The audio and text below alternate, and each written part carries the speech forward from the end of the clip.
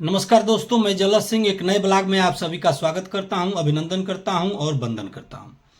मित्रों, 3 महीने बाद मैंने एक हफ्ता पहले एक वीडियो बनाया था जिसमें हमने ये प्रयास किया था ये बताने का कि किस प्रकार से ग्राम पंचायतों में आरक्षण होते हैं।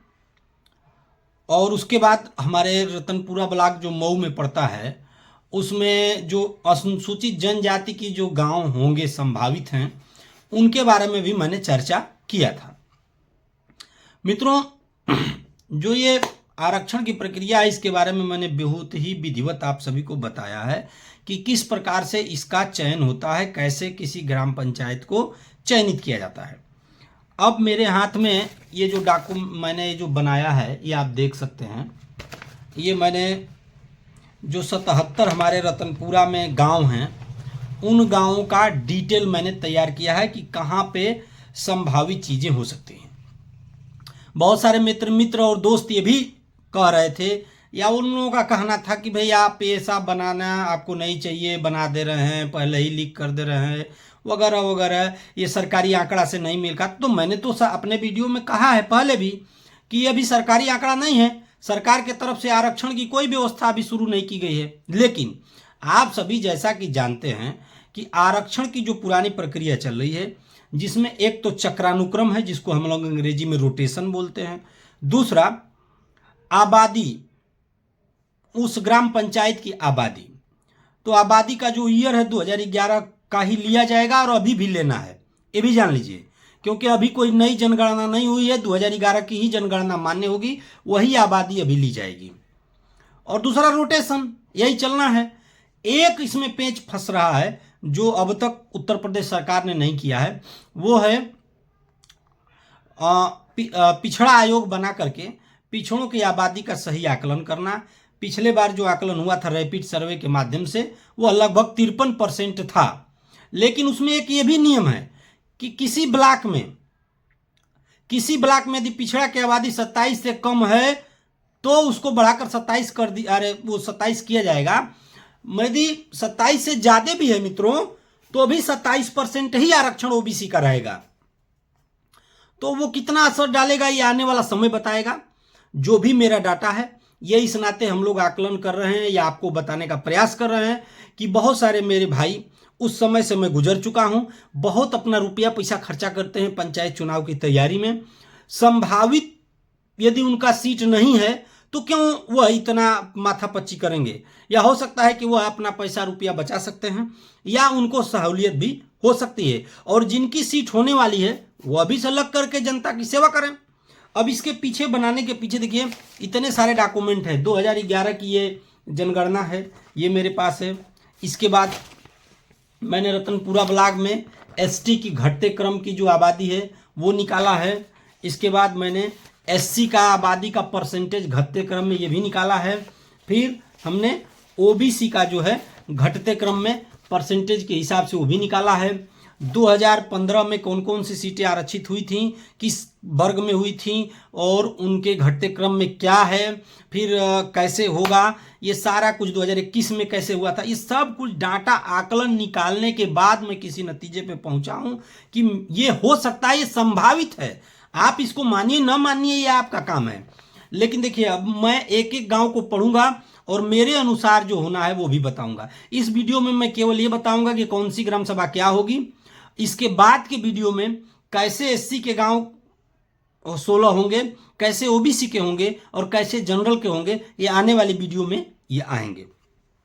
तो अभी क्या है कि इटौरा जो 2015 में ये सामान्य थी, अनारक्षित थी, यह जो है 2021 में अनुसूचित जनजाति के लिए एससी के लिए आरक्षित हो गई थी इटैली।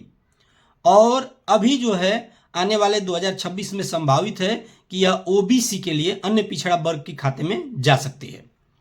इसी तरह नसीराबाद खुर्द है, 15 में यह अन्य पिछड़ा वर्ग ओबीसी थी, 21 में जनरल हुई और अभी भी इसको जनरल रहने की उम्मीद है।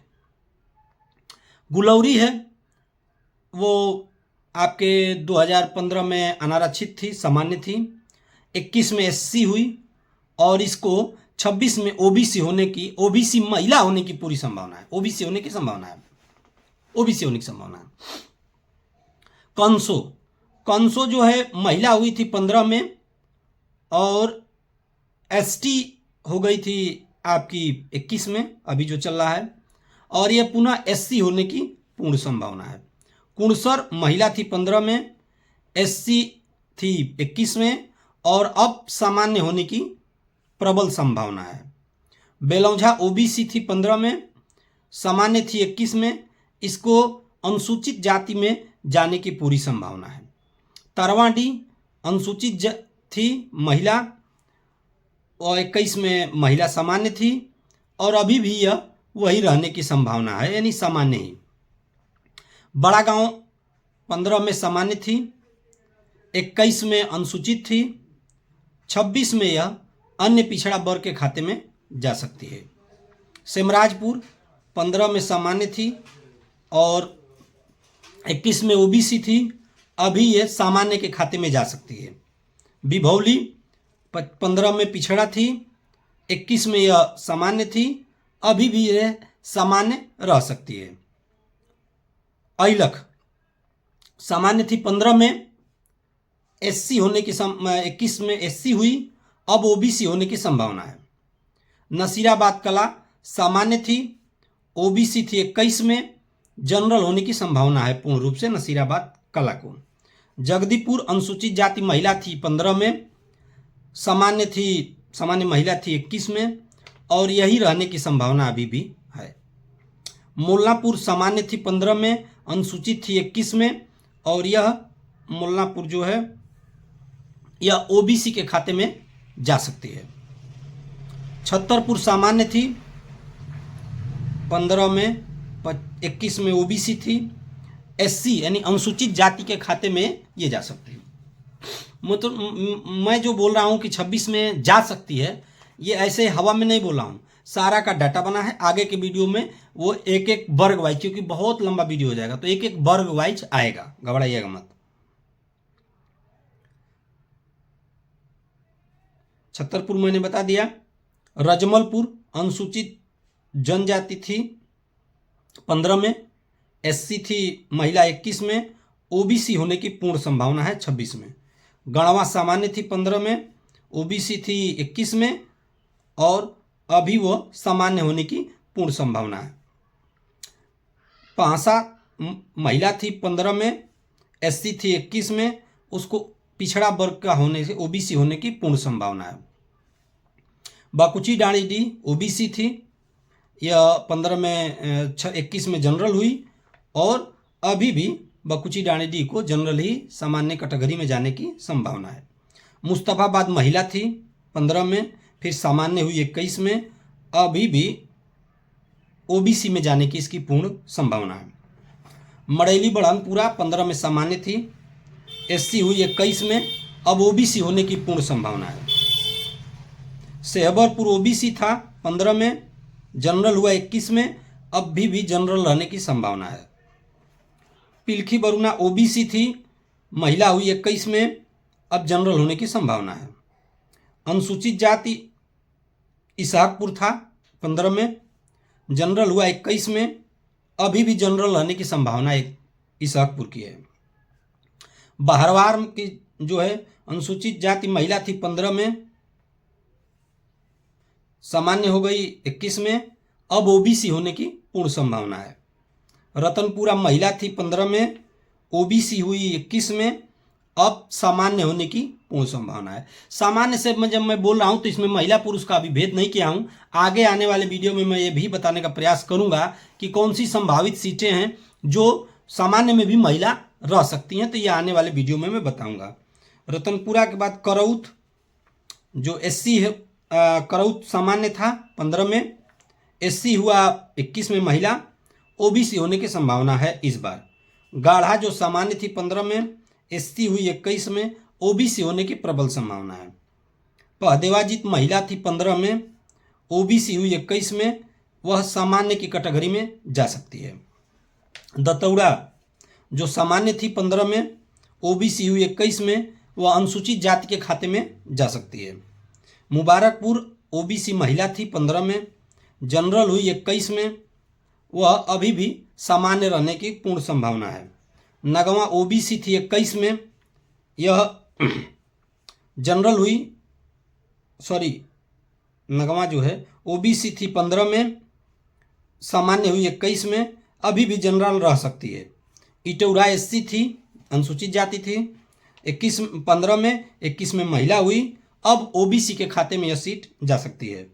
अर्दौना महिला थी 15 में, 21 में ओबीसी हुई और अब वो एससी के खाते में जा सकती है। खालिसपुर सामान्य थी 15 में, ओबीसी थी 21 में, अब वह फिर सामान्य होने की दिशा में बढ़ चली है। मखना महिला थी 15 में, फिर सामान्य हुई 21 में, अब वह एससी के अनुसूचित जाति के खाते में जा सकती है। देवदह 15 में सामान्य थी, पिछड़ा हुई 21 में, अब वह अनुसूचित जाति के खाते में जा सकती है। ये प्रबल संभावना है। चकरा महिला थी 15 में, अनुसूचित हुई 21 में, अब वह ओबीसी के खाते में अन्य पिछड़ा वर्ग के जा सकती है। जमदरा अनुसूचित थी 15 में, पिछड़ा थी 21 में, अब वह सामान्य होने की दिशा में आगे बढ़ चुकी है। जमालपुर बुलंद ओबीसी थी 15 में, 21 में सामान्य हुई, अब वह एससी के खाते में जा सकती है। सकरा जो अनुसूचित जाति थी 15 में, फिर आपकी पिछड़ा हो गई 21 में, अब वह अनुसूचित जनजाति के खाते में जा सकती है। मिसरौली जो अनुसूचित थी 15 में, सामान्य हो गई 21 में, वह ओबीसी के खाते में जा सकती है। सौहारी जो सामान्य थी 15 में, एससी हुई 21 में, अब वह ओबीसी के खाते में जा सकती है।